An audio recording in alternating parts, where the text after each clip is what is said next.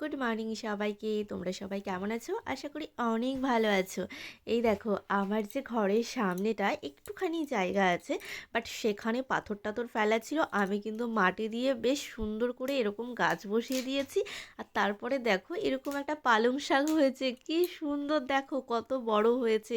আর এটা শীষ পালং হয়েছে। আর তার সঙ্গে কিন্তু আমি কতগুলো কাঠগোলাপ বসিয়ে দিয়েছি। আর সঙ্গে কিন্তু টমেটো গাছটা হয়েছে। আর এই গাছটা কিন্তু দেখো কতটা ঝাঁকড়া হয়েছে আর কত টমেটো ধরেছে আর প্রচুর পরিমাণে ফুল রয়েছে।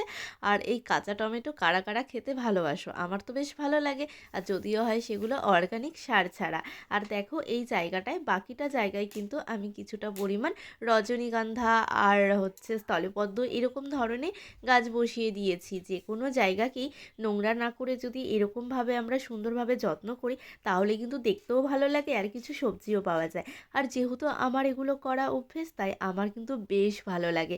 আর দেখেছো জায়গাটা সত্যিই ভালো লাগছে। আর এখন বাই, ভালো থেকো, সুস্থ থেকো।